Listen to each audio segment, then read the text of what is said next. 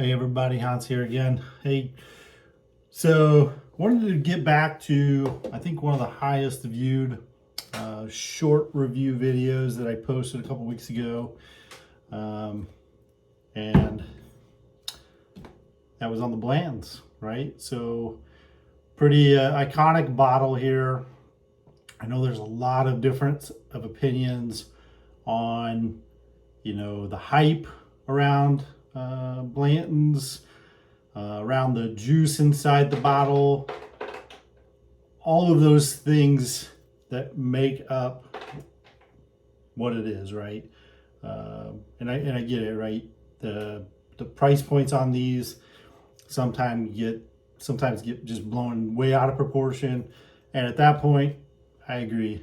You can find other bottles that have just as good, if not better, juice inside that is going to be a much lower price point and much better value for your money, right? However, if you find yourself up in Kentucky and you're able to get to Buffalo Trace on a day when they're putting the Blantons out on the shelves, or you come across this within a price point that's MSRP plus 20-40 bucks, and you don't see them very often, and you really just want to try it, I definitely wouldn't deter you from grabbing a bottle, right? I've heard of these things going for well over $100, nearing $200. Personally, I'm not going to pay that much for it. I have been fortunate enough to grab a couple bottles. So I do have a B and an N, I believe.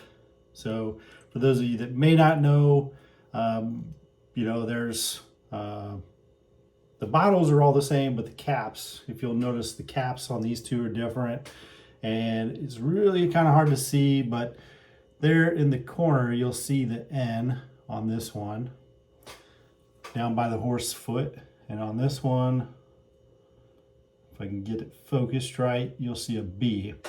And so part of this is you collect the bottles, and the toppers ultimately spell out Blantons. And if you do collect, all the toppers that spell out Blantons, you can go out and check out the Buffalo Trace website, and there's some guidance out there on how you can send your toppers in to Buffalo Trace, and they actually mount them in a piece of oak barrel. Pretty cool little thing. The other kind of cool part to this is you'll notice that the horses are in different configurations, and essentially what you got is a horse race in action. So as you move down the letters, you'll see the horse transition, kind of like those old, like old flip books that you flip through, and it creates a little movie, I guess, similar to that. So pretty cool all around. I know a lot of folks, kind of like myself, are big into bourbon, and I'll say specifically like Buffalo Trace is one of the older distilleries around for the history of it, and so it's really cool to kind of look at what makes these things up. And there's a lot of different little intricate parts to the bottle, to the horse, again, being able to send those off and kind of capture that horse race as it unveils. So anyways, kind of getting back to the review, kind of a controversial bourbon. Some people like it, some people don't. Others, it's kind of right in the middle, right? It's not like one of those that's super special.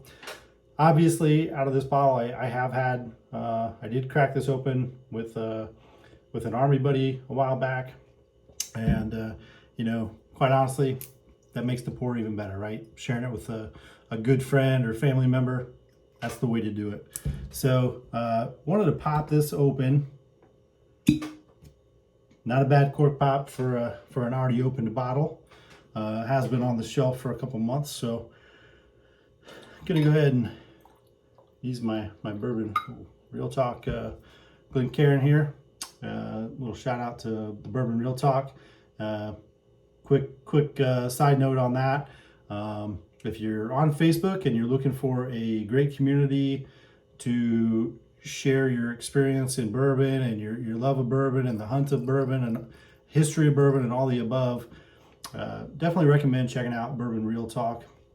It's a community that started back in 2019, and it really is made up of good people that are there to share stories, share finds, share bourbon. So again, really great community. Check it out, Bourbon Real Talk. And so kind of getting back to the review here, again, I've had Blantons before. It wasn't something that I was, totally blown away by, but definitely not a bad juice by any means. So if you're finding this out there, I think one bottle I found out in Austin, and I think it was around 90 bucks. I think the other one I found here local to the Tampa Bay area, and I think that one was around 80 bucks. And I think the MSRP is closer to 60. So, you're going to pay a little bit of a premium. It kind of comes down to your comfort level. I definitely wouldn't stretch over 110, 120. I mean, again, everybody's going to be a little bit different on this. So, if you don't see it and you want it and it's not, you're not sweating it or it's not making you cringe, go for it, right? So get into this. So the smell on this one, the nose on this one, to me personally, again, everybody's a little different, palates are different, nose is different, but to me this one's not super, super out there. I pick up, some of the sweeter tones. Me personally, that's kind of what I seem to gravitate towards when I'm picking up the nose and the palates. I'm pulling out those sweet notes, the sugars, the caramels, the whatnots. So again, I'm getting that on the nose here. Not super strong in terms of the nose though.